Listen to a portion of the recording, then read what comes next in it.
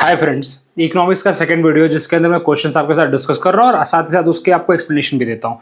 देखो यार, इकोनॉमिक्स में पूरी तरह पढ़ा नहीं पा रहा हूँ, लेकिन क्या है कि मैं टॉपिक के साथ जो अभी क्वेश्चंस आ रहे हैं क्वेश्चन के बेस पे आपको एक्सप्लेनेशन पूरा देता हूँ मैं। तो चलिए अब बात करते हैं यहाँ पे। अब बहुत सारे क्वेश्चन तो ऐसे लॉजिकल भी होते हैं, मतलब बोलते हैं ना कि इसमें आपको अगर समझ है तो आप उसको सॉल्व कर सकते हैं। इकोनॉमिक्स के क्वेश्चन वैसे भी आते हैं, बस हमें थोड़ी सी आइडिया होनी चाहिए उसके बारे में। अब यहाँ पे बोला है कि इन्वेस्टमेंट मतलब जहाँ पे पैसा वैसा डालते हैं उसको इन्वेस्टमेंट कहते हैं। सिंपल सी बात, आपको ये बात समझ में आती होगी, सबको पता है भाई इन्वेस्टमेंट क्या होता है। एसेट क्या होता है भाई? मेरे पास मेरा एसेट क्या है? जैसे मैं आपको नॉलेज दे रहा हूं, नॉलेज मेरा एसेट है, ये समझिए, ठीक है। मेरे पास लैपटॉप है, लैपटॉप भी एक एसेट है, लेकिन यहां पे एक अंतर होता है। एक होता है टेंजिबल एसेट, टेंजिबल मतलब जिसको आप छू सकते हो, और एक होता है इनटेंजिबल। अच्छा, मैं बोलूं कि मेरे पास नॉलेज है, क्या वो उसको आप छू सकते हो? नहीं, तो it is come under the intangible. मेरे पास इंटेलेक्ट, जो यहां पे लिखा है ना इंटेलेक्चुअल प्रॉपर्टी, आईपीआर जिसको बोलते हैं, इंटेलेक्चुअल प्रॉपर्टी राइट, जो मेरा नॉलेज है, जो नॉलेज के बेस पे जो इंटेलेक्ट है मेरा, वो किसके अंदर आएगा? इंटेंजिबल के अंदर आएगा, ठीक है। उसके बाद जो समझ लो, जो मैं अगर काम कर रहा हूं यहां पे, इतनी जो भी ब्रांड वैल्यू में बनाऊंगा, तो ब्रांड का एक नाम होगा मेरे। तो क्या, जैसे बोलो एमआरएफ, एमआरएफ एक ब्रांड है, अगर एमआरएफ का नाम आ जाता है इससे, तो अपने आप में क्या बोलता है, प्रोडक्ट तो अच्छा ही होगा। तुमको अमूल का नाम याद आ जाए, बोले हाँ अमूल का प्रोडक्ट है तो अच्छा ही होगा। क्यों? क्योंकि अमूल का ब्रांड रिकॉग्नाइजेशन हो गया है। समझ में आ गई बात? तो उसको ब्रांड को नहीं छू पा रहे हो आप, ब्रांड के प्रोडक्ट को आप छूते हो। ब्रांड का प्रोडक्ट, जैसे अमूल का दूध, दही, जो भी बिस्किट जो भी आप खाते होगे, उसके प्रोडक्ट को आप टच कर रहे हो, तो उसके प्रोडक्ट आपके टेंजिबल एसेट होंगे। लेकिन प्रोडक्ट का जो लोगो है, प्रोडक्ट का जो नाम है, वो इंटेंजिबल है। समझ में आई? जैसे अपने आप में विराट कोहली एक एसेट है, अपने आप में एक रिसोर्स है बोलता तो हूं मैं, अगर अपने आप में ब्रांड है वो।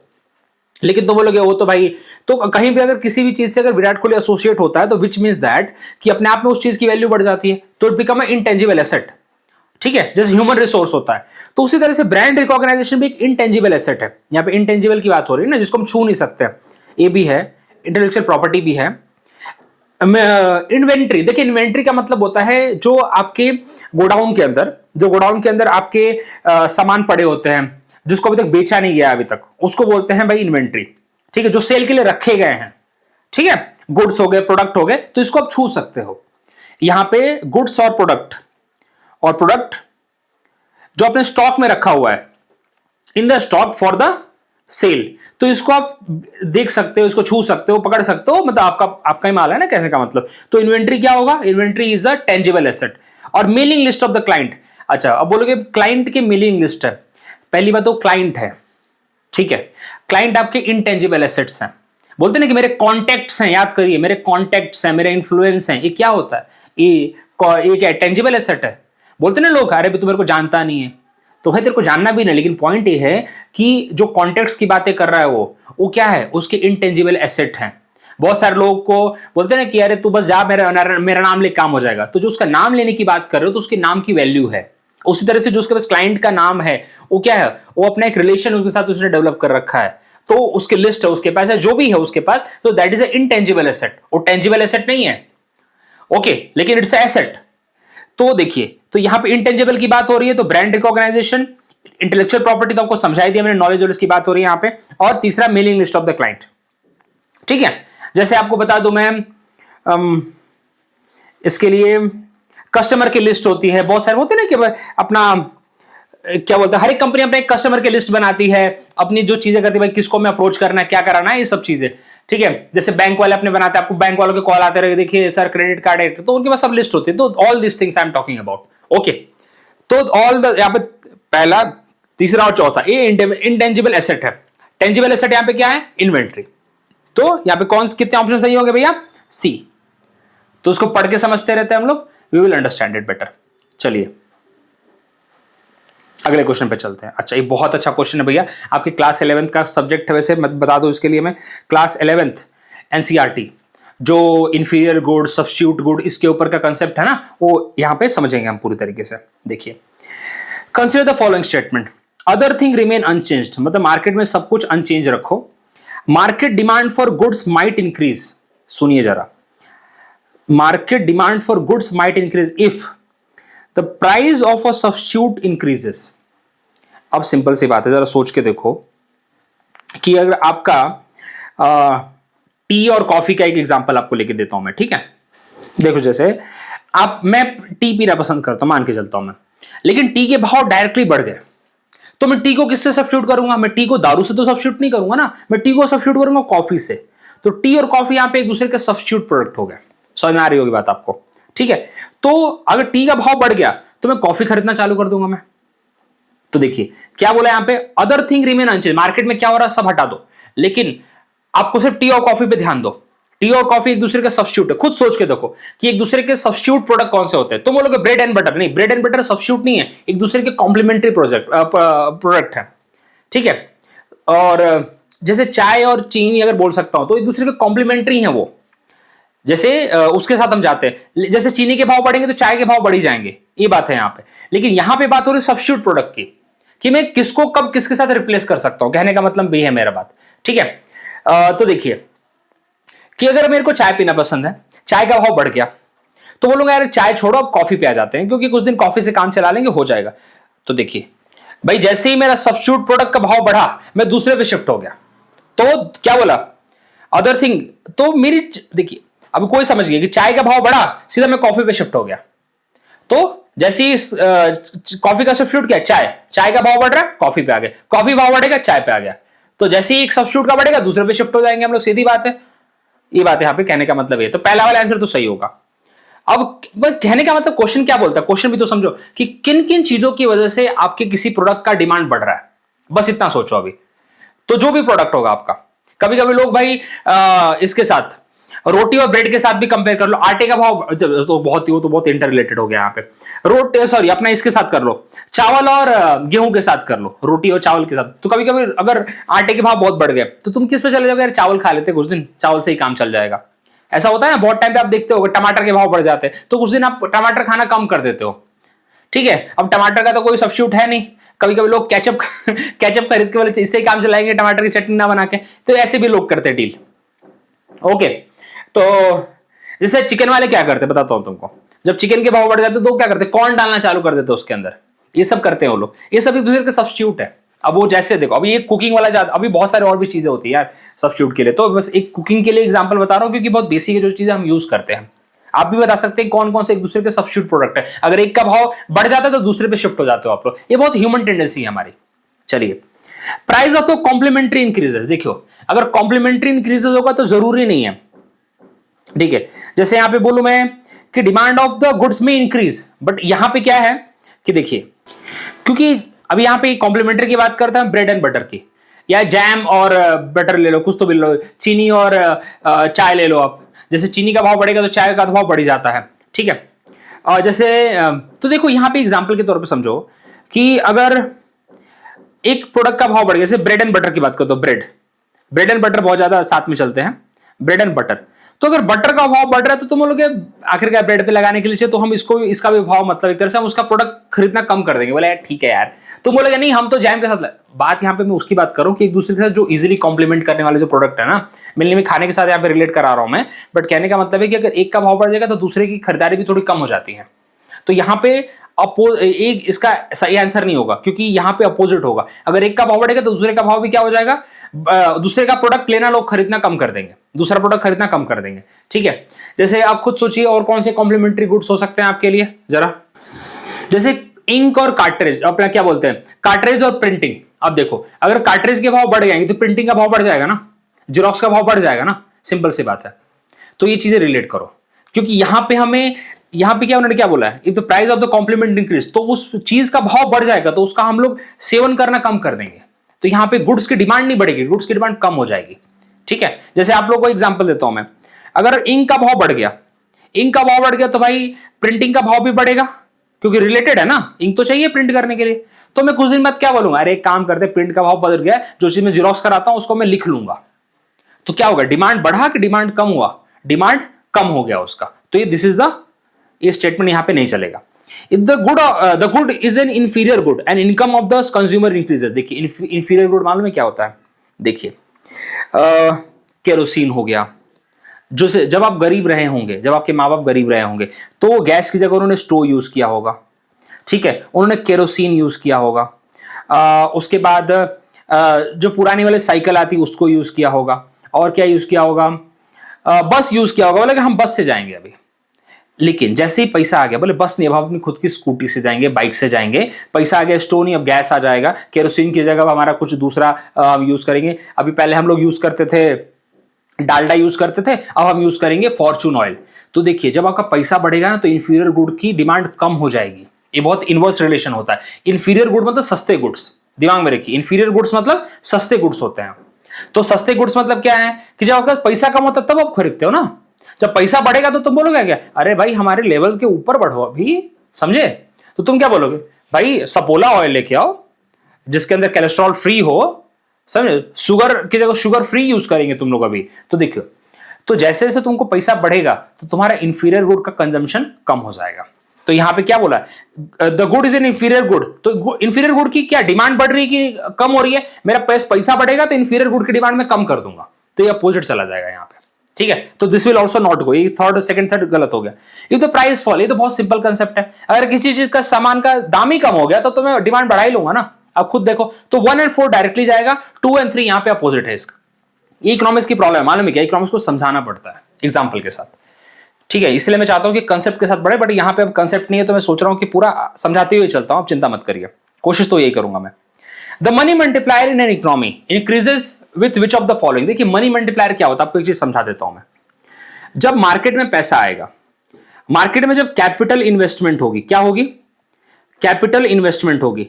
जैसे हमारी गवर्नमेंट ने बोला ब्रिज बनाएंगे, हमारी गवर्नमेंट ने बोला मेट्रो आएगी, हमारे गवर्नमेंट ने बोला भाई कि अब बड़े बड़े मॉल्स लगाए जाएंगे, एक नई सिटी बनाई जाएगी। क्या हो रहा है? कैपिटल इन्वेस्टमेंट हो रहा है, ठीक है? बड़ी बड़ी फैक्ट्रीज ओपन होगी।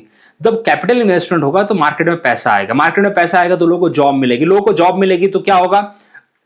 लोगों की सेविंग बढ़ेगी, लोगों की सेविंग बढ़ेगी तो लोग बैंक में डालेंगे, बैंक में डालेंगे तो बैंक किसको पैसा देगा? वो अब इस फैक्ट्रीज को पैसा देगा, गवर्नमेंट वहां से पैसा लेगी, एंड दिस सर्कल कंटिन्यूस।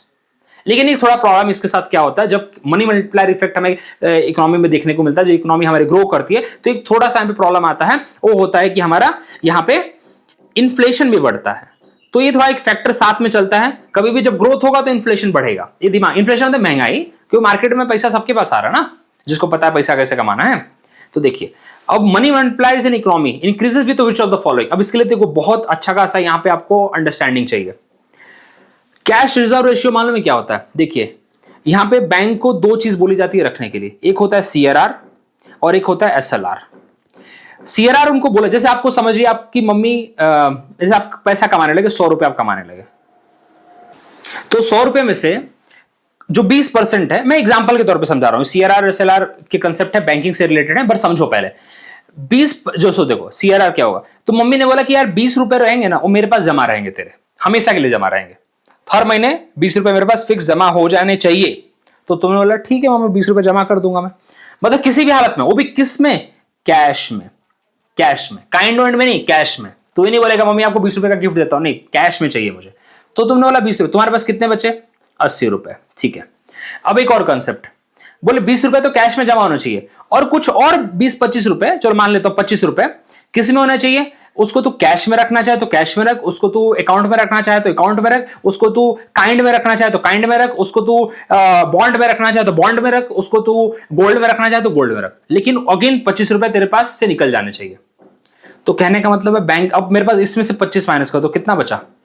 अब इसमें से 25 माइनस कर दूंगा तो मेरे पास बचा 55। तो अब तेरे पास 55 रुपए, हाँ 55 रुपए में तेरे को महीना जैसे चलाना चला, उड़ाना है जहां उड़ाना उड़ा, लेकिन तेरे 20 रुपए यहां पे और 25 रुपए यहां पे हो जाने चाहिए। तो ये जो 20 रुपए है ना, इसको बोलेंगे सीआरआर। जो आरबीआई अपने पास बोलेगा, आरबीआई बोलेगा मेरे पास तो रहने चाहिए भैया, मेरे को इतने रुपए चाहिए, इतने फिक्स चाहिए मेरे को, तुम्हारा डिपॉजिट, सिक्योरिटी डिपॉजिट मुझे चाहिए एक तरह से। एसएलआर, एसएलआर बोलता है, आरबीआई बोलता है कि एसएलआर मेरे पास नहीं रहेगा, एसएलआर तुम अपने पास ही रखो, ठीक है। इसको बोलते हैं स्टैट्यूटरी लिक्विडिटी रेशियो। अगेन ये सब पर्पस क्यों करता है आरबीआई? आरबीआई का मोटो ये है जिससे कि अभी किसी दिन अगर बैंक दिवाला घोषित हो जाए, कुछ भी हो जाए, तो at least bank should have the money to give that particular amount to the people. लोग जमा करते हैं ना, बैंक पे भरोसा करते हैं, इसीलिए। अदरवाइज बैंक पैसा कमाने के लिए बैठे, बैंक को जब मर्जी हो उड़ाते रहेंगे वो लोग। अब देखिए, तो कहने का मतलब मनी मल्टीप्लायर मतलब लोगों के पास पैसा जाएगा। मनी मल्टीप्लायर का कंसेप्ट यही ना, लोगों के हाथ में पैसा जाना चाहिए। अब देखिए, लोगों के हाथ में पैसे का प्रोसेस बता दिया मैंने, कैसे जाता है लोगों के हाथ में पैसा। अब कैश रिजर्व रेशियो बढ़ा दिया तो बैंक के पास पैसा रहेगा क्या?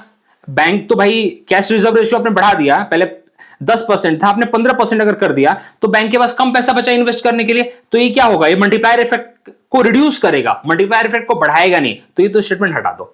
एसएलआर पहले 20% था, तुमने बोला 25% कर दो, तो बैंक वापस से कुछ पैसे हटा के रखेगा अपने पास से, तो बैंक के पास वापस कम पैसे बचेंगे इन्वेस्ट करने के लिए, तो this is also go against the money multiplier effect, ये भी गलत हो गया।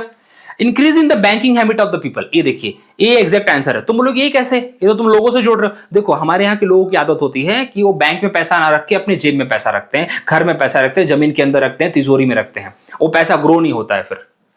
तो हमारी जनता, हमारे जो मोदी जी बोलते हैं, हमारी सरकार बोलती है, जनधन अकाउंट ओपन करवाया है कि सब लोग भाई आके अकाउंट ओपन करिए, जिससे कि भाई आप अकाउंट में पैसा जमा करिए, वो पैसा अगर बैंक के पास रहेगा तो बैंक क्या करेगा, उसे जगह जगह पे इन्वेस्ट करेगा। बैंक अगर इन्वेस्ट करेगा तो इन्वेस्टमेंट से और पैसा ग्रो करेगा और फिर लोगों के हाथ में पैसा जाएगा और ये सर्कल कंटिन्यू चलेगी। तो this will give the money multiplier effect. तो जब भी इन्वेस्टमेंट बढ़ेगा, तो देखिए आप खुद सोचिए, आप अगर अर्निंग कर रहे हैं तो you invest the money, you don't keep your money in the pocket, समझे आप। तो मनी मल्टीप्लायर वैसे ही काम करता है, it's a go in the circle, ठीक है। तो यहां पे सीआरआर और एसएलआर देखिए, उसको और डिटेल में समझा दूंगा मैं जब मैं बैंकिंग वाला टॉपिक लेके आऊंगा, ठीक है। पॉपुलेशन का कोई साइड करो यार, पॉपुलेशन कोई मतलब नहीं। तो third is the right answer here. चलिए, जो अगर थोड़ा भी अगर आपने पढ़ा है, मैं आपको बोलता हूं थोड़ा भी अगर आपने पढ़ा तो इस कंसेप्ट को आप रिलेट कर पा रहे होंगे। अगर आपने बिल्कुल नहीं पढ़ा है तो देखिए कोशिश करिए कि आरबीआई का टॉपिक एक बार आप पढ़ लीजिए। आपको क्लास 12 के एनसीईआरटी में एक बैंकिंग वाला चैप्टर मिलेगा, ठीक है। आरबीआई का, उसके अंदर RBI is called as central bank, तो आरबीआई का क्या रोल होता है उसके अंदर आपको मिल जाएगा। बट मेरे को कोशिश करूंगा कि आरबीआई का एक चैप्टर पढ़ाई दूं आपको मैं, ठीक है। अब तो बहुत सारी चीजें मैं कर ही रहा हूं, but I will try my best. अब इतना कर रहा हूं तो ये भी कर ही दूंगा आपके लिए, बट कोशिश रिक्वेस्ट कर रहा हूं यार, पढ़िए अपने से भी, बहुत अच्छे मार्क्स देता है। अभी देखिए सीधा कंसेप्ट बिल्ड कर रहा है आपका ये, ठीक है। होपफुली आप रिलेट कर पा रहे होंगे जहां तक अब मैं मान के चलता हूं। तो मनी हैबिट का मतलब क्या होता है, बैंकिंग हैबिट का मतलब क्या होता है, लोग जाके पैसा उससे जमा करेंगे। चलिए, that is the C is the right answer. अच्छा, अब देखिए अगेन रिलेट करिए, कंसेप्ट वही है। Which of the following step is most likely to be taken in the time of the economic recession. Economic recession मतलब मंदी आ रखी है, मार्केट में पैसा नहीं है। मार्केट में पैसा बढ़ेगा कैसे, मार्केट में पैसा तब बढ़ेगा जब कैपिटल इन्वेस्टमेंट होगी, करेक्ट। जब इन्वेस्टमेंट होगी किसी भी तरीके से, कौन इन्वेस्टमेंट करेगा, सरकार करेगी, प्राइवेट करेगा, मतलब इन्वेस्टमेंट बढ़नी चाहिए। इन्वेस्टमेंट बढ़ेगी, लोगों को जॉब मिलेगी, जॉब मिलेगी तो अगेन वो अपना सेविंग करेंगे, बैंक में डालेंगे, बैंक में डालेंगे तो बैंक कहीं और इन्वेस्ट करेगा, और this circle repeats repeats repeats and repeats. समझ में आ गई। कोरोना के टाइम पे क्या हुआ था, कोरोना के टाइम पे सारी इकोनॉमिक एक्टिविटी बंद हो गई थी, इसलिए बोलते हैं कि हमारी मतलब रिसेशन में हम आ गए थे, जो भी था, तो उस इकोनॉमिक एक्टिविटी बंद हो गई थी, इन्वेस्टमेंट बंद हो गए थे। तो देखिए अगर आपकी कंट्री में रिसेशन आता है तो सबसे, जैसे पाकिस्तान की हालत कैसी हो रखी है, पाकिस्तान में इन्वेस्टमेंट सिर्फ चाइना कर रहा है, वो भी हाई इंटरेस्ट रेट पे। तो यहां पे गवर्नमेंट नहीं कर रही, दूसरी कंट्री आके कर रही है, प्रॉब्लम वहां पे आ रहा है, वहां पे उस कंट्री में। हमारी कंट्री में क्या है, हमारी कंट्री खुद इन्वेस्ट कर रही है, हमारी सरकार कर रही है पब्लिक प्रोजेक्ट पे। पब्लिक प्रोजेक्ट मतलब वही हो गया, कहीं पुल बन रहे हैं, कहीं हॉस्पिटल बन रहे हैं, कहीं कुछ बन रहा है, कहीं मेट्रो बन रही है, कहीं बड़े बड़े प्रोजेक्ट्स आ रहे हैं, बड़े बड़े हाईवेज बनाए जा रहे हैं, एक्सप्रेसवे बनाए जा रहे हैं। इससे क्या हो, लोगों को जॉब मिल रही है। तुमको क्या लगता होगा, एक्सप्रेसवे बनेगा तो सिर्फ जो लोग वर्कर्स है उन्हीं को जॉब मिलेगा? अरे भाई, उस एरिया का डेवलपमेंट होगा, उस एरिया की जमीनें बढ़ जाएंगी। एक टाइम पे गुड़गांव में कुछ भी नहीं था, आज गुड़गांव एक हब है, सोच के देखिए वहां पे कितना जॉब क्रिएट हो चुका है। हिंजेवाड़ी पुणे का, वहां पे कुछ भी नहीं था, एक टाइम जंगल था, लिटरली जंगल था, लोग रहने नहीं जाते थे वहां पे। मैं नासिक का हूं तो मुझे पता है नासिक में कितने प्रोजेक्ट ऐसे हैं। नासिक में अभी मेट्रो आ रही है। अब अपने खुद के एरिया का देखो यार, ये देखिए, ये आपकी रिसेशन को मतलब रिसेशन में सबसे बड़ा सॉल्यूशन यही होता है, पब्लिक एक्सपेंडिचर पे खर्चा कौन कर सकता है, सरकार ज्यादा कर सकती है। पहला क्यों नहीं है, टैक्स तो चलो कम कर दिया, लेकिन इंटरेस्ट रेट बढ़ा दिया तो कैसे चलेगा काम। Increase in the tax rate accompanied by the reduction in the, मेन समझ में ये वाला कंसेप्ट इंपॉर्टेंट रखिए कि देख, एक और चीज दिमाग में रखिए कि कभी भी मार्केट में पैसा बढ़ेगा तो एक चीज और साथ में चलेगी, वो है इन्फ्लेशन। इन्फ्लेशन आप इग्नोर नहीं कर सकते, इन्फ्लेशन तो होगा। इसलिए सरकार भी बोलती है कि 4 से 6% का इन्फ्लेशन हम चला सकते हैं, इसमें हम चलना चाहते हैं, ठीक है। ये पर्पस होता है हमारी आरबीआई का भी, यही आरबीआई की जो मॉनेटरी पॉलिसी है ना, उसका पर्पस भी 4 से 6% के बीच में अपना काम चलाना चाहते हो, ठीक है।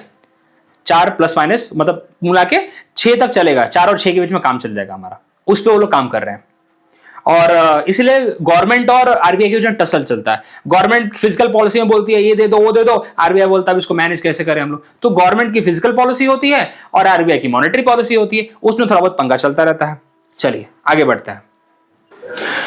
If you withdraw 1 lakh rupees in a cash from your demand deposit मतलब क्या होता है, तुम जो अपने अकाउंट में पैसा रखते हो उसको बोलते हैं डिमांड डिपॉजिट। उसको क्या बोलते हैं? उसको बोलते हैं डिमांड डिपॉजिट। दिमाग में रखिए।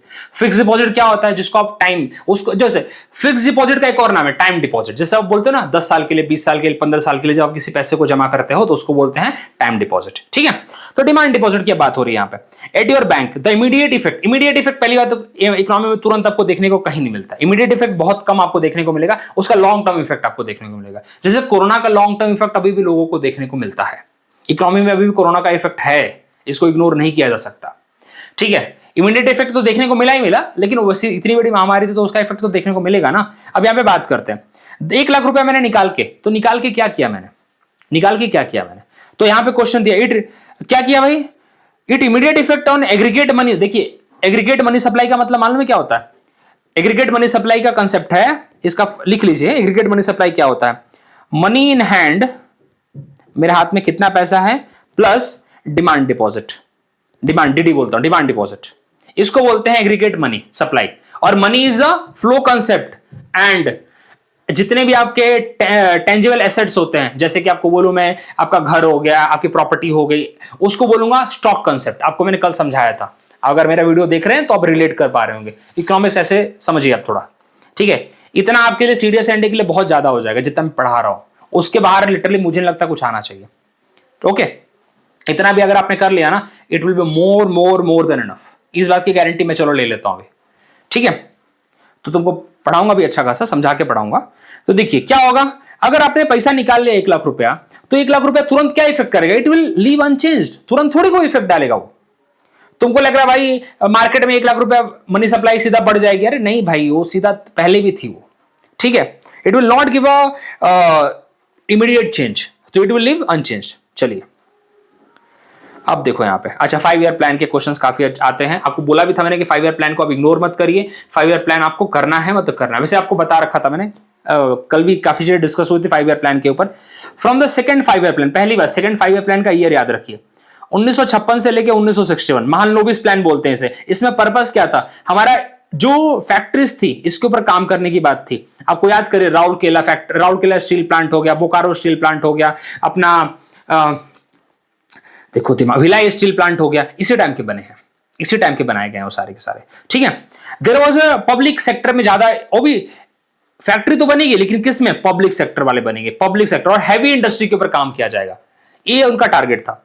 From the second 5 year plan there was a determined thrust towards substitution of the basic and capital good industry. देखिए बात तो सही है, पूरी बात तो पूरी सही है। सेकंड 5 ईयर प्लान में हमें समझ में आ गया था कि हम लोग इंपोर्ट नहीं कर सकते सारी चीजें, हमें अपनी कंट्री में ग्रो करना पड़ेगा। तो हमें इंपोर्ट को सब्स्टिट्यूट करने के लिए हमारी कंट्री में क्या चाहिए? वैसी फैक्ट्री चाहिए। हैवी इंडस्ट्री तो हम ग्रो कर रहे हैं, लेकिन हैवी इंडस्ट्री के साथ हमें बेसिक इंडस्ट्री में भी काम करना पड़ेगा। इसलिए सेकंड 5 ईयर प्लान में काम किया गया हैवी इंडस्ट्री पे, लेकिन थर्ड 5 ईयर प्लान आते आते समझ में आ गया कि बेसिक इंडस्ट्री भी तो होनी चाहिए जो हैवी इंडस्ट्री को सपोर्ट कर सके। समझ में आ गया? अदरवाइज हम कितना प्रोडक्ट इंपोर्ट करते रहेंगे, कितने हम इंडस्ट्री के पार्ट्स इंपोर्ट करेंगे। So we need to manufacture the part of our industries, ये करना पड़ेगा। एमएसएमई की हम बातें जब करते हैं ना, तो थर्ड 5 ईयर प्लान के अंदर बेसिक इंडस्ट्री के ऊपर बहुत ज्यादा काम किया गया। तो after the second 5 year plan इसके ऊपर काम चालू हो गया था। तो first statement is totally correct. Fourth 5 year plan, अब देखिए फोर्थ 5 ईयर प्लान चालू हुआ था 1969 से लेके 1974 के बीच में। इसको डीपी धार भी बोलते हैं। डीपी धार इस टाइम पे उन्होंने दिया था। इन्होंने इस टाइम पे सस्टेनेबिलिटी की तरफ बढ़े थे। फोर्थ 5 ईयर प्लान में हम पूरी तरह से फोकस करने लगे थे भाई कि हम अब सस्टेनेबल बनेंगे, हमारा क्या बोलते हैं एग्रीकल्चर ग्रोथ होगा। एग्रीकल्चर ग्रोथ की तरफ एक कंसेप्ट था फोर्थ 5 ईयर प्लान में, ग्रोथ विद स्टेबिलिटी। लाइन याद रखिए, ग्रोथ विथ स्टेबिलिटी, क्योंकि भाई हमने देख लिया था, हमें 3-4 झटके हमने देख लिए थे। 1962 में हमने वॉर लड़ी चाइना के साथ, 1965 में एक और वॉर लड़ी हमने, उसके बाद 1965 से लेकर 66 में हमारे यहाँ पे सूखा पड़ गया था, अकाल पड़ गया था। ऐसी स्थिति थी हमारी। हम लोग अमेरिका से जो खाना चावल सॉरी गेहूं आ रहा था हमारा, वो इस लायक था कि खाने योग्य नहीं था। तो हमने ग्रीन रिवॉल्यूशन पे काम किया। उस टाइम पे ग्रीन रिवॉल्यूशन को सपोर्ट करने के लिए लोन नहीं दे रहे थे बैंक, तो इंदिरा गांधी ने बोला बैंक को नेशनलाइज करो। 14 बैंकों को नेशनलाइज किया गया उस टाइम पे। ये सब इंटर रिलेटेड है यार, सब इंटर रिलेटेड है। तो यस, हमारे यहां पे क्या हो गया, the fourth 5 year plan adopted the objective of the correcting the earlier trend of increasing the concentration of, हमने यहां पे बोला कि भाई डिवोल्यूशन ऑफ द होना चाहिए, बिल्कुल सही बात है। फिफ्थ 5 ईयर प्लान हमारा और मतलब उसको हमने फाइनेंशियल सेक्टर के ऊपर और ध्यान देना चालू किया, बिल्कुल सही बात है भाई, ये बहुत ही जनरलाइज बातें वैसे इन्होंने की है। ठीक है, हमारा मतलब एक तरह से 5th 5 ईयर प्लान से लेकर 9th 5 ईयर प्लान तक हमने बोला कि भाई अब हम फाइनेंशियल एंगेजमेंट बढ़ाएंगे, इंक्लूसिव ग्रोथ करेंगे, सबके ऊपर काम चालू हो गया था। ठीक है, गरीबी हटाओ की बात की गई थी इसी टाइम पे, दिमाग में रखिए, गरीबी हटाओ का नारा 5th 5 ईयर प्लान में ही दिया गया था। ठीक है, अच्छा 4th 5 ईयर प्लान को हम बोलते हैं गडगिल फॉर्मूला भी बोलते हैं, गडगिल जी ने दिया था। और एक और चीज, गरीबी हटाओ की बात यहां पे की गई थी, यहां पे भी सेल्फ रिलायंस की बात की गई थी, 5th 5 ईयर प्लान में सेल्फ रिलायंस की बात की गई है। ठीक है, तो ये बात आप दिमाग में रखेंगे, ये सब चीजें मैं बार बार बता रहा हूं क्योंकि अगर आप पढ़ चुके होंगे तो आप रिलेट कर पाओगे, नहीं पढ़ा होगा तो मैं रिक्वेस्ट करूंगा 5 ईयर प्लान पढ़िए। चलिए, अब कोई ये ना मैसेज करके बोले कि यार 5 ईयर प्लान तो पढ़ा दो, कोशिश कितना कोशिश करूं but I will try my best. ठीक है, चलिए अब यहां पे 2-3 चीजें लिखिए। ये डीपी धार ने दिया था, ये गरीबी हटाओ की बात यहां पे की थी यहां पे, और ग्रोथ विद स्टेबिलिटी की आपको बात तो बताई थी मैंने। 4th 5 ईयर प्लान की बात की यहां पे। 5th 5 ईयर प्लान में हमने एक और ऐड कर दिया, सेल्फ रिलायंस। सेल्फ रिलायंस की हमने बातें की, हमने बोला कि भाई हम ग्रोथ तो करेंगे बट सेल्फ रिलायंस के साथ। ठीक है, वैसे तो सेल्फ रिलायंस हमारा 3rd से चालू हो गया था बट चलिए, तो तीनों स्टेटमेंट सही है। With reference to the land reform in independent India, which of the following statement is correct? देखिए अब यहां पे द सीलिंग मतलब क्या होता है कि आपके पास एक पर्टिकुलर लिमिट तक लैंड होगा, उसके बाद भाई आपके पास लैंड नहीं होगा, कहने का मतलब है। द एम क्या था उसका, the major aim of the land reform was to provide agriculture land to all of the landless. Simple सी बात है, क्योंकि भाई पहले हमारे पास जमींदार थे, जमींदारों ने किसका लूट रखा था, गरीब परिवारों का, गरीब लोगों का माल लूट रखा था, उनकी जमीन हड़प रखी थी और उसी से वो अपना क्या बोलते हैं, उनको लेबर बना के काम कर रहे थे। तो लैंड रिफॉर्म जब लाया गया तो बोला गया कि एक पर्टिकुलर लिमिट है, उसके ऊपर आपके पास जमीन नहीं रहेगी और एक्स्ट्रा जमीन है तो लोगों में बांट दी जाएगी। तो वही था कि लैंडलेस को जमीन दी जाए जिससे वो खेती उती कर सके उसके ऊपर, दैट वाज द एजेंडा। और ये शुरुआत में हुए थे 1949-50 में हमने काम करना चालू किया था। इसी की वजह से पॉलिटी के अंदर राइट जो क्या बोलते हैं, राइट टू प्रॉपर्टी एक्ट जो था ना, राइट टू प्रॉपर्टी जो हमारा फंडामेंटल राइट था, उसको बदलना पड़ा बाद में, उसके अंदर दुनिया भर के अमेंडमेंट लाए गए, उसको बाद में 1976 के अंदर हटा के हमने एक लीगल राइट कर दिया। ये रिलेटेड है एक दूसरे से, समझिए सब चीजों को। हो तुम लोग जो रट के पढ़ते हो ना यार, वो सबसे बड़ी समस्या है। इसलिए मेरे को ऐसा फील होता है कि क्यों मैंने एक ही बार पढ़ा और मेरे एग्जाम बार बार क्लियर हो गए। थोड़ा भी कभी कभी ऐसा फील होता है जब मैं समझाता हूं ना, जब फील होता है, तो प्लीज समझ के पढ़िए। मैं आपको बोलता हूं समझ के पढ़िए, भले एक अटेम्प्ट ज्यादा लग जाए, लेकिन उसके बाद लिख के ले लो कहीं पे, ये लाइन मैं बोल रहा हूं, उसके बाद तुम्हें ढंग से पढ़ने की भी जरूरत नहीं पड़ेगी। सिर्फ एक बार तुम अपने पन्ने पलटोगे तुम्हें सब याद आ जाएगा। ये सच्चाई बता रहा हूं मैं। लेकिन पहली बार ऐसा जम के पढ़ो ना कि मतलब अगली बार पढ़ने को मतलब ऐसे बोला यार हम, क्योंकि एसएसबी भी देनी है ना भाई, तेरे को एसएसबी भी तो देनी है, तेरे को अपने पर्सनैलिटी को भी तो ग्रूम करना है कि दिन भर तू वही सीडीएस की लाइनें पढ़ता रहेगा। सोच के देखो, ठीक है। बात थोड़ी हार्श है, लोगों को लगता है हम पहले में क्लियर कर, अरे ठीक है रुक जा, सबर कर ले भाई, 6 महीना पूरा ध्यान दे ले अपने पे, 6 महीना इतना अच्छे से पढ़ कि भाई अगले बार जो मौका मिले तो भाई अगले जितने अटेम्प्ट है, एफकेट भी देना है, गलती से आईनेट का एग्जाम मतलब नेवी भी कंडक्ट कर लेती है कभी कभी, उनको पास पैसा आ जाता है तो वो भी कंडक्ट कर लेते हैं। चलिए अब क्या फालतू ज्ञान दूं। Despite being high saving economy, हमारी कंट्री में भाई पैसा बहुत है, क्योंकि आपको पता है हमारे यहाँ के लोग पैसा वैसा बचा के बहुत रखते हैं। कैपिटल फॉर्मेशन दिमाग में रखिए, कैपिटल फॉर्मेशन मतलब बड़े बड़े बिल्डिंग घर, मतलब एक तरह से वैसा जहां पे भाई और जॉब क्रिएट करा सके। कैपिटल फॉर्मेशन का मतलब ये होता है, जैसे आपको बताऊं, मैं आपको बोलता हूं आयरन एंड स्टील की जो कंपनी, जो फैक्ट्रीज होती है, it is a capital formation, अपने आप में कैपिटल फॉर्मेशन करती हैं, क्योंकि जो आयरन स्टील वहां से जनरेट होता है वो बेसिक बाकी इंडस्ट्री के लिए भी काम आता है, इसलिए उसको बेसिक इंडस्ट्री बोलते हैं। अगर किसी कंट्री को ग्रो करना है तो आयरन स्टील के ऊपर पहले फोकस किया जाएगा। इसलिए याद करिए, हमारी कंट्री में Rourkela steel plant, Bhilai steel plant, Bokaro steel plant, ठीक है, इसके ऊपर काम किया गया। अब समझ के देखिए, क्योंकि iron and steel is a basic industry of any country to grow, समझिए। अच्छा भाई चलो यहां पे आता हूं मैं, कैपिटल फॉर्मेशन तो है, लेकिन हमारे यहाँ सॉरी कैपिटल फॉर्मेशन अभी भी हमारे यहाँ पे लो क्यों है, ठीक है, क्यों नहीं हो पा रहा भाई हमारे यहाँ पे? हाई पॉपुलेशन नहीं, हमारे यहाँ पे हाई कैपिटल आउटपुट रेशियो है। मतलब हम जितना, हम देखिए, अगर लो कैपिटल आउटपुट रेशियो रहेगा तो उसको बोलेंगे अच्छा है, और हाई कैपिटल आउटपुट रेशियो रहेगा तो उसको बोलेंगे खराब है। मतलब समझ लो मैं 10 रुपए डाल रहा हूं तब मुझे 5 रुपया मिल रहा है, ये होता है इसका मतलब। ज्यादा पैसा लगा के मुझे कम रुपया मिल रहा है, क्या मतलब? वही मैं 2 रुपए लगाऊं मुझे 5 रुपए मिल जाए, मजा आ जाएगा। ये होता है लो कैपिटल पे ज्यादा आउटपुट। हाई कैपिटल पे ज्यादा आउटपुट का क्या मतलब? इसको ऐसे रखिए, देखिए इसको रेट ऐसे लिखवाता हूं मैं, हाई कैपिटल अपॉन आउटपुट। तो आप बताइए, आपको क्या लगता है? थोड़ा मैथमेटिक्स पढ़े हो तो क्या लगता है? मेरे को लो कैपिटल पे आउटपुट चाहिए ना भाई, मेरे को हाई कैपिटल पे क्या आउटपुट चाहिए? मेरे को कम पैसा लगा। तुम धंधा करते हो तो कैसे धंधा करते हो? अगर तुमने बिजनेस किया होगा, मैंने तो कर रखा है, मैंने अपना क्लास रोज चालू कर रखा था इससे पहले। अच्छा खासा जब मैं सीडीएस क्लियर जब करता था ना, तो मैंने लगा कि मैं सीडीएस के बच्चों को पढ़ाऊंगा, तो ये मैं बताता नहीं हूँ, लेकिन मैं सीडीएस के बच्चों को बहुत पहले से पढ़ा रखा है। जब मैं 20 साल का था तब से मैं बच्चों को पढ़ा रहा था, ठीक है। तो भी एक वन ऑफ द रीजन था कि मेरे पेपर आराम से क्लियर होते थे। ओके, तो तब से मैं बिजनेस कर रहा हूँ। तो मेरा ऐसा था कि जीरो इन्वेस्टमेंट पे चालू करो अपना, ठीक है। तो दिस इज व्हाट आई, तो क्या है, लो कैपिटल पे ज्यादा आउटपुट चाहिए मुझे, दैट व्हाट आई वांट। अगर हाई कैपिटल पे आउटपुट मिल रहा है तो मेरे को मतलब नहीं। तो this is the problem in our country, this is the basic problem in our country, हमारी कंट्री में इशू है वाला।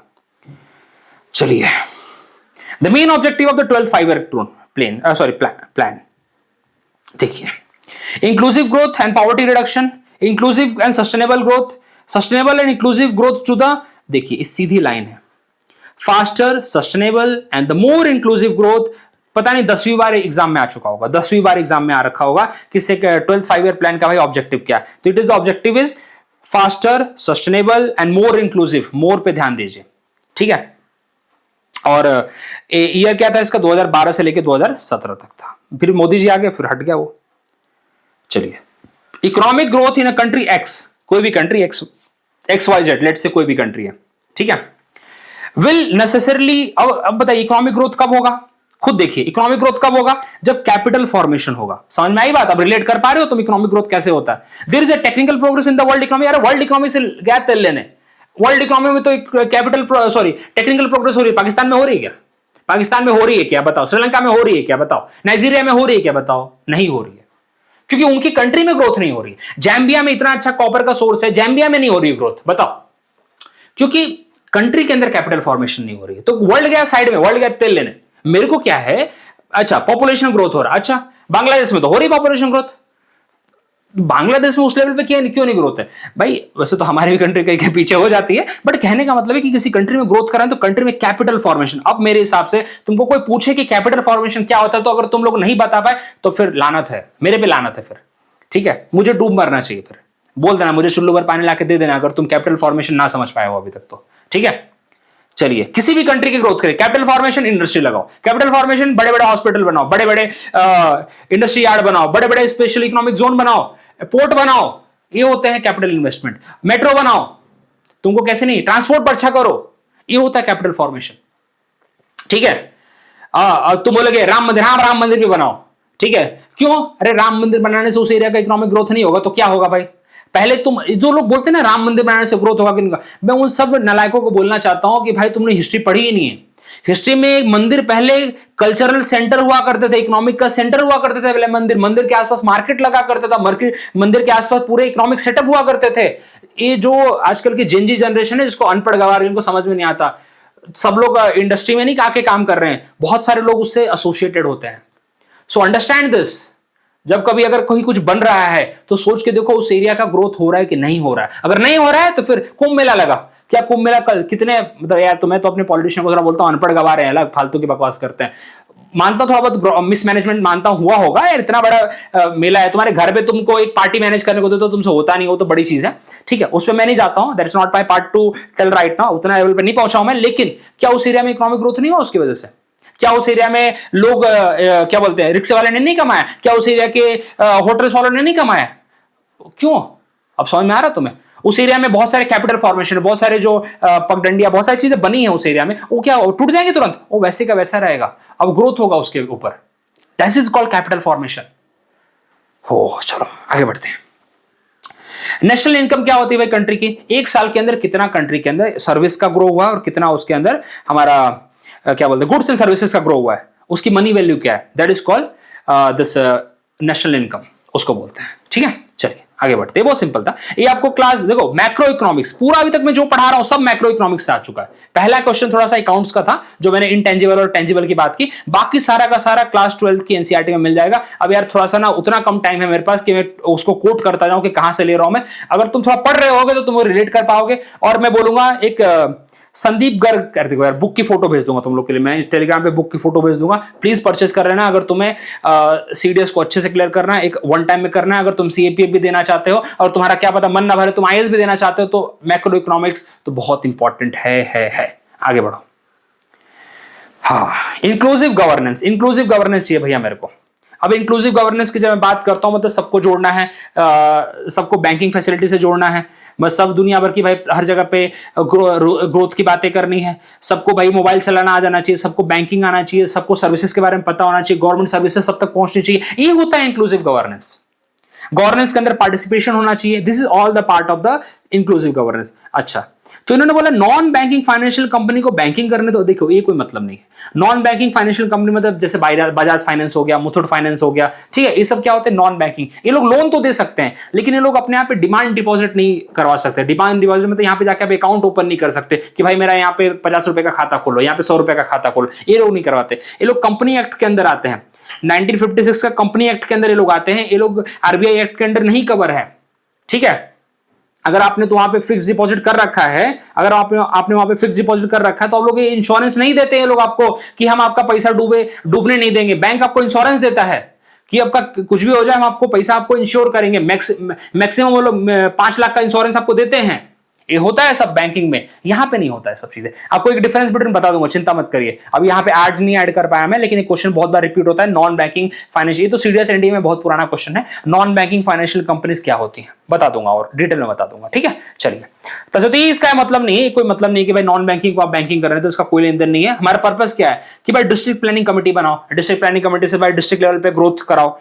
गवर्नमेंट का स्पेंडिंग पब्लिक हेल्थ पे बढ़ेगा तो भाई लोगों को बेनिफिट मिलेगा, ठीक है। लोग जितने भी जैसे लोगों की गवर्नमेंट की सेवाएं क्या है, हमारा जो जनधन क्या बोलते हैं यार उसको, जो मोदी जी का है ना एक स्कीम है 5 लाख का, उसके अंदर उनको मिलता है इंश्योरेंस कवर है, मेडिकल इंश्योरेंस है, वो वाला मिलेगा। कहां मिलेगा? जब पब्लिक हेल्थ अच्छा रहेगा तब तो मिलेगा, अदरवाइज मैं तो भाई पब्लिक हेल्थ अच्छा नहीं रहेगा तो प्राइवेट में जाऊंगा, सिंपल सी बात है। तो ये सब चीजें, मिड डे मील स्कीम अच्छा करो जिससे बच्चे जाके भाई एजुकेशन ले सके, एजुकेशन लेंगे, पढ़ेंगे, लिखेंगे, आगे बढ़ेंगे, देश आगे बढ़ेगा। तो क्या प्रॉब्लम है? तो 2, 3, 4 is the right answer, first is not the right answer here. 2, 3, 4 होगा यहाँ पे। चलिए, क्लोज इकोनॉमी। देखिए क्लोज इकोनॉमी क्या होगा भैया कि हम अपना, जैसे हमने 1991 में एक तरह से अपना क्लोज इकोनॉमी तक ही रखा था, वैसे कोशिश तो वही किया था, ठीक है। क्लोज इकोनॉमी देखिए जहां पे भाई एक्सपोर्ट भी नहीं हो रहा, इंपोर्ट भी नहीं हो रहा, कहने का मतलब तो ये है, ठीक है। तो ये मतलब ये होगा इसमें, ओके। मतलब पूरा जो है कंट्री का सेल्फ डिपेंडेंट एक तरह से, उसको कहीं से और इंपोर्ट एक्सपोर्ट करने की कोई जरूरत नहीं है, नाइदर एक्सपोर्ट नॉट इंपोर्ट, इसको बोलते हैं क्लोज इकोनॉमी। ये अपना क्लास 12 चैप्टर नंबर 1 और 2 के अंदर मिल जाएगा, क्लोज इकोनॉमी का क्या कंसेप्ट होता है, ठीक है। Economic growth is usually coupled with मतलब जैसे को होता है ना कि किसी की शादी हो जाती है तो अगर तुम उसके घर पे न्योता देते हो तो उसकी बीवी भी साथ में आती है। तुम बॉयज के लिए बोल रहा हूँ और हस्बैंड गर्ल्स के लिए उनके हस्बैंड भी आते हैं।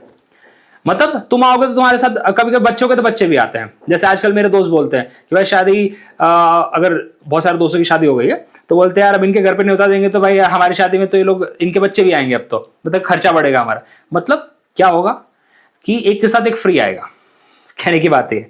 तो ग्रोथ होगी तो साथ में इन्फ्लेशन भी तो बढ़ेगा, महंगाई भी तो बढ़ेगी। कैसे?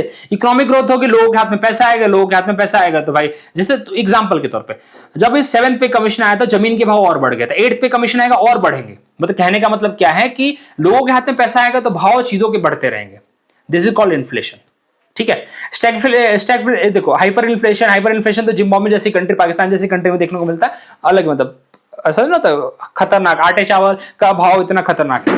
चलिए आगे बढ़ते हैं।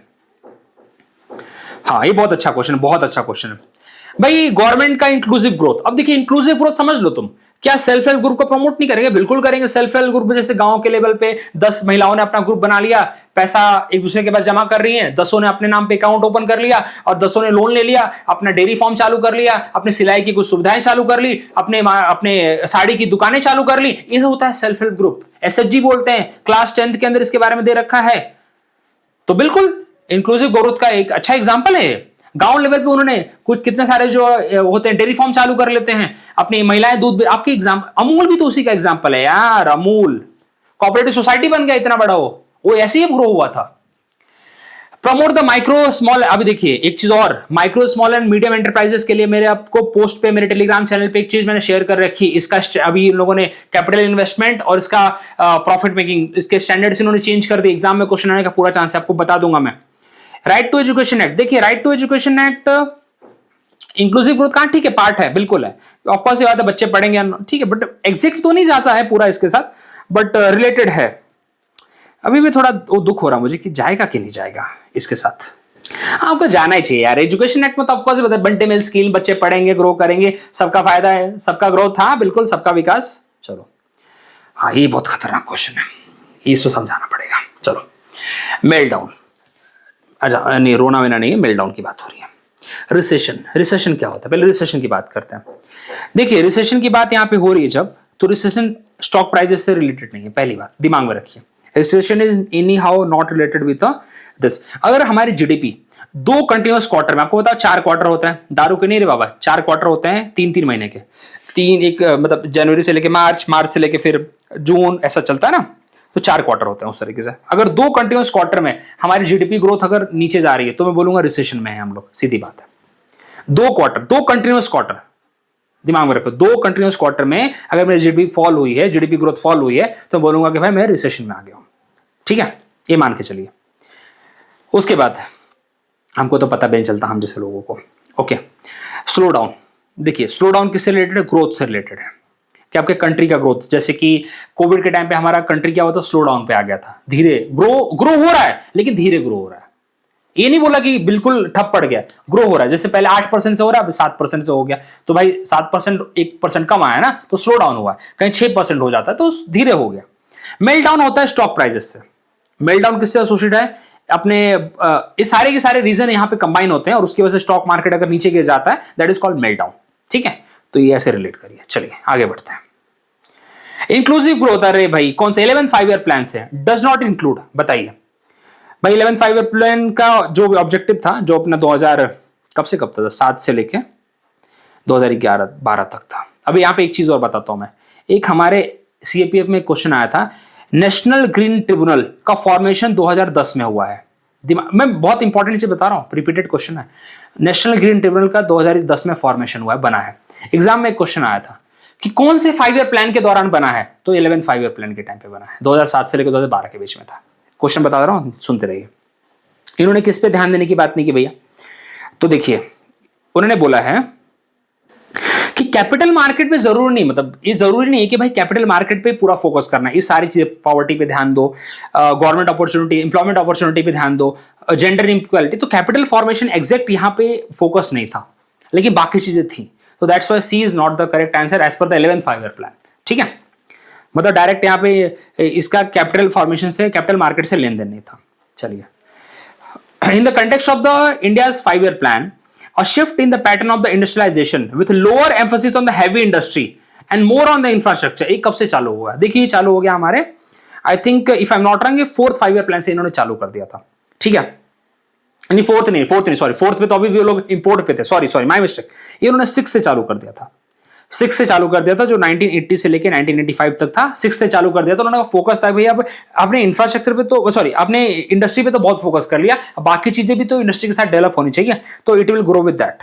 ठीक है, और बाद में वो कंटिन्यू रहा, ये बाद में आपको 7th 8th में आपको कंटिन्यू दिखेगा। 4th के अंदर अभी भी वो लोग उसी पे थे, बेसिक इंडस्ट्री पे फोकस करने का काम चल रहा था उनका, अभी भी उनको डर था भाई कि इंपोर्ट सब्स्टिट्यूशन के ऊपर काम कर रहे थे। तो हमारे एक तरह से 1990 से पहले तक you will get that they were working on the import substitution. Okay, चलिए बहुत नीचे चला गया। अब बताओ यहाँ पे सस्टेनेबल डेवलपमेंट, इसका डिस्क्रिप्शन है यार, देखो बहुत खतरनाक बात बोली है। देखो सस्टेनेबल डेवलपमेंट का मतलब होता है भैया कि आपके पास कैरिंग कैपेसिटी कितनी है। कैरिंग कैपेसिटी मतलब आपके पास जमीन कम है लेकिन पॉपुलेशन बढ़ा रहे हो आप। ठीक है, तो उनका मतलब ये है कि कैरिंग कैपेसिटी अपनी मेंटेन करो, रिसोर्सेज के हिसाब से पॉपुलेशन बढ़ाओ, रिसोर्सेज के हिसाब से अपने नीड्स को बढ़ाओ, that is called the carrying capacity. ठीक है, तो ये कंसेप्ट यहाँ पे कैरिंग कैपेसिटी का दिमाग में रखिए आप। ठीक है, तो सस्टेनेबल डेवलपमेंट कैरिंग कैपेसिटी के कंसेप्ट पे काम करता है। और एक रिपोर्ट है जो अपना ब्रंटलैंड कमीशन रिपोर्ट, ठीक है, ब्रंटलैंड कमीशन रिपोर्ट, ये कब आया था? ये आया था आपका 1987 में, ब्रंटलैंड कमीशन रिपोर्ट, जिसमें बोला था भाई कि डेवलपमेंट जो आप कर रहे हो with need of the present without compromising the need of the future, इसी ने सस्टेनेबल डेवलपमेंट को डिफाइन भी किया है। ब्रंटलैंड कमीशन की रिपोर्ट में 1987 में आया था। ठीक है, और कुछ वही, मतलब इन्होंने ही बोला था कैरिंग कैपेसिटी का मतलब ये होता है कि जो पॉपुलेशन साइज जो आपकी है, मतलब आप उस, मतलब आपके हिसाब से उतना रिसोर्सेज है क्या, तो रिसोर्सेज के हिसाब से भाई पॉपुलेशन की साइज को बढ़ाइए, उसके हिसाब से कंट्रोल करिए। ठीक है, ये कंसेप्ट यहाँ पे बात की जाती है। अब बताइए कौन सा 5 ईयर प्लान आया था भाई जब जनता पार्टी आई थी? जनता पार्टी कब आई थी? 1978 में आई थी। 1978 में कौन सा 5 ईयर प्लान चालू हुआ था? उस टाइम चल कौन सा रहा था? 5th 5 ईयर प्लान चल रहा था। कैसे? देखो 1974 से लेकर 79 तक का टाइम था 5 ईयर प्लान का, 5th 5 ईयर प्लान का, तो उन्होंने कंटिन्यू किया था, लेकिन उन्होंने बीच में स्टॉप कर दिया था। बाय द वे उन्होंने बीच में स्टॉप कर दिया था इसको, और उन्होंने बोला था कि अब हम क्या करेंगे, अब हम ईयर प्लान लाएंगे, 1 ईयर प्लान लाएंगे। उन्होंने ईयर प्लान लाया भी था वैसे, सही बताऊं तो आपको मैं, ठीक है। चलिए, और उन्होंने 5 ईयर प्लान को रिजेक्ट ही कर दिया था। ये आपको चलो अब करा ही दूंगा मैं एक दिन बैठ के, 5 ईयर प्लान्स और कुछ इकोनॉमिक टर्म्स करा दूंगा मैं। तो 5th is the right answer, ठीक है। चलिए, consider the following statement. The second बिल्कुल हैवी इंडस्ट्री पे फोकस किया था, याद करिए। सेकंड 5 ईयर प्लान, मान लो इस प्लान इंडस्ट्री के नाम पे बता दिए, आयरन, मेनली आयरन वाले पे, हैवी इंडस्ट्री पे काम किया था, बेसिक इंडस्ट्री पे काम किया था, ये आपको पता होगा, ठीक है। और third 5 year plan, import substitution, कल से चिल्ला रहा हूं मैं, इंपोर्ट सब्स्टिट्यूशन, याद करिए, बिल्कुल दोनों सही है। अब इसके ऊपर जान नहीं तोड़ूंगा मैं, दोनों सही है। अब अगर तुम्हें सेकंड और थर्ड अभी तक प्लान याद नहीं हुए तो बेटा फिर तो तुम टाइम पास मार रहे हो, या तुम, चलो। इकोनॉमिक लिबरलाइजेशन क्या होता है? इकोनॉमिक लिबरलाइजेशन का ये मतलब होता है कि तुम अपने मार्केट को ओपन करते हो, सिंपल सी बात है, और हमने किया था 1991 में, okay. Substantial change in the industrial licensing policy. देखिए हमारे यहाँ पे पहले ना लाइसेंसिंग पॉलिसी बहुत खतरनाक थी।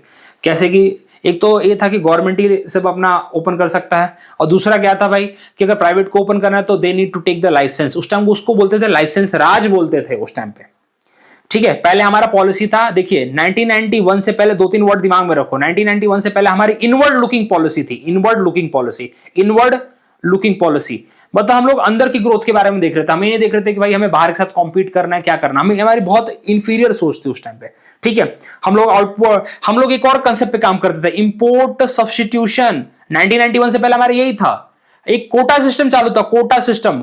मतलब अगर आपको फॉरेन से चीजें अगर इंपोर्ट करानी है तो एक लिमिट में कर सकते हो, ये सब सिस्टम चालू था उस टाइम पे, ठीक है। तो इसको हटाया गया, सब लाइसेंस को हटाया गया, लाइसेंसिंग सिस्टम को पूरा हटाया गया, ठीक है। तो दिस इज द चेंज किया गया, बेसिकली लिबरलाइज किया गया उसको, और okay. 8th 5 year plan is different from the earlier one. तो देखिए भैया, अभी कंसिडरेबली लार्जर आउटले, अभी तो बिल्कुल यही बात है, यही होगा 8th, क्योंकि 8th में हमें और एक्सपेंशन देखने को मिलता है। अब 8th कब आया है? देखिए 8th वाला आएगा आपको इसी टाइम पे, जब इकोनॉमिक लिबरलाइजेशन हो गया ना, उसी टाइम पे 8th 5 ईयर प्लान भी आया था, उसी टाइम पे आया था 8th 5 ईयर प्लान। तो that will go with it, okay.